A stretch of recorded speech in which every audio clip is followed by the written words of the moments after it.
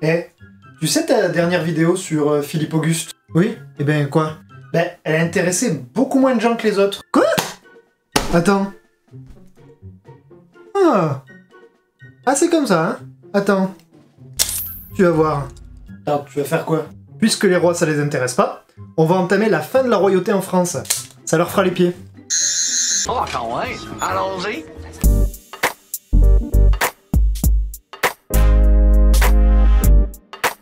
On voit souvent la Révolution comme un événement soudain et brutal. On en retient souvent deux événements. La prise de la Bastille et l'exécution du roi Louis XVI sous la guillotine. On entame là un cours en plusieurs parties dont l'objectif est de montrer que la Révolution, c'est loin d'être seulement le 14 juillet. Ben non, ça c'est les feux d'artifice. Vous voyez ce que je veux dire? Aujourd'hui on va essayer de saisir les racines de la Révolution. Comme celle-là, je l'attendais et c'est non. Et sois pas insolent. C'est ce que je disais moi. Ah oui, remontons aux années 1780 et au début du règne du roi Louis XVI.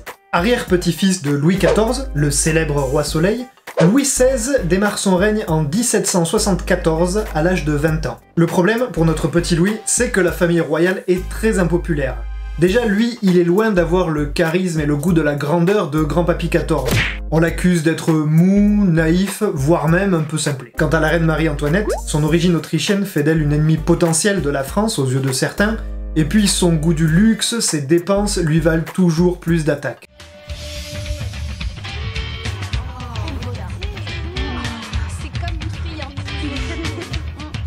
Le scandale du collier vient amener du grain à moudre à l'opinion publique.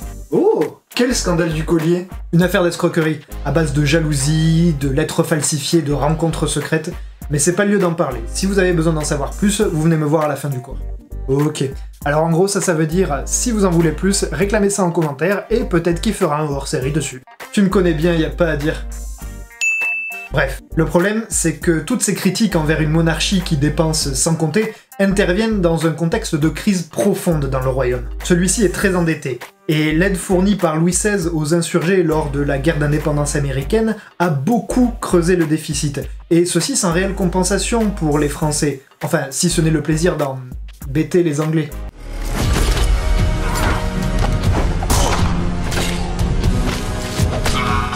À cette crise de la dette s'ajoute une crise agricole.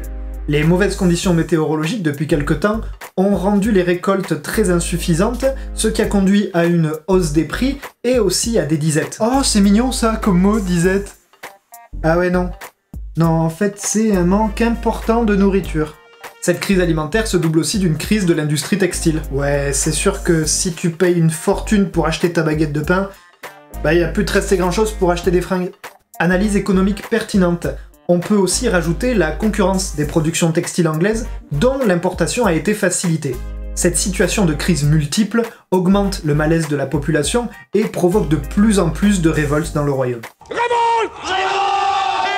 On va tout cramer, il faudra pas demander d'où ça vient. Pourtant, Louis XVI essaye de bien faire. Comme son grand-père Louis XV, il essaye de moderniser et de réformer le royaume, notamment l'administration et les finances, mais il se heurte très vite à des groupes très influents. Les parlements, par exemple, qui sont à l'époque des hautes cours de justice, essayent de regagner du pouvoir. Quant aux nobles, ils refusent une réforme de l'impôt puisqu'ils tiennent à leurs privilèges. Pourquoi? Qu'est-ce qu'ils ont les nobles avec l'impôt? Rien justement, ils n'en payent quasiment pas.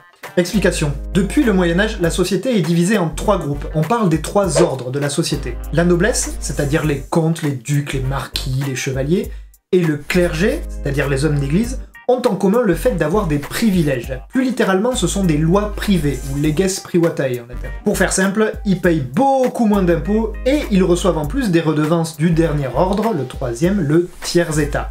Et là, on a tout le reste de la société, du petit paysan pauvre de la campagne jusqu'au riche commerçant bourgeois de la ville. Le tiers-état représente près de 95% de la population à l'époque moderne. Attends, ça veut dire que les 5% qui restent, ils ont plus de poids que tous les autres? C'est moche. Et c'est pour ça que les choses n'avancent pas. Quelle que soit la bonne volonté du roi, rien ne va. Ce qui est paradoxal d'ailleurs, parce que finalement, dans sa volonté de réforme, il est plutôt du côté du peuple. D'ailleurs, son ministre des Finances, Calonne, va même proposer un plan de réforme avec notamment, comme mesure principale, l'égalité devant l'impôt. Bah c'est super ça! Ça a dû avoir vachement de succès auprès du peuple. Échec absolu. Chacun y va de son intérêt, Tout le monde s'y oppose. Et pire, lorsque le roi fait appel à l'opinion publique pour défendre son projet, c'est l'indifférence totale.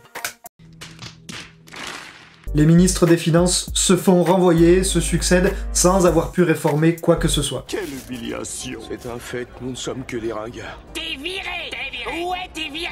Bouclez-la un peu, vous deux! T'es viré! Alors vu l'impossibilité de régler la crise, en 1788, Louis XVI décide la convocation des États généraux.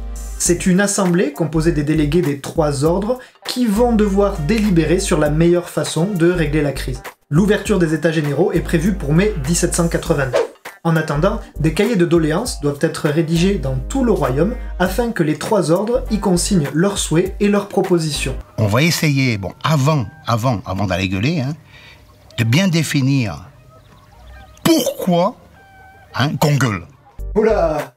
C'est comme laisser les commentaires ouverts dans une vidéo pourrie. Ils vont se lâcher. Exactement. Là où les cahiers de la noblesse et du clergé proclament leur fidélité au roi et leur attachement à l'ordre ancien, et donc que c'est le tiers-état qui vaut mieux taxer, eh bien les cahiers du tiers-état partent dans tous les sens. On y parle d'éducation, de régulation des prix, de justice, de liberté d'expression, et bien sûr, d'un impôt payable par tous. Ouh, ça pue pour les privilégiés cette histoire, non? Tu crois pas si bien dire. Alors si je résume, on a une famille royale très impopulaire, une crise de la dette, une crise économique, une crise agricole et des privilégiés qui ne veulent rien changer.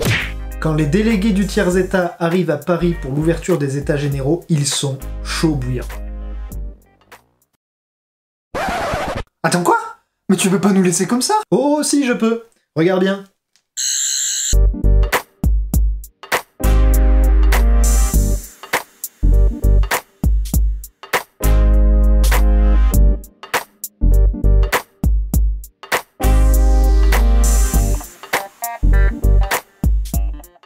Allez, vas-y, essaye. Il faut que les gens aient envie de te suivre.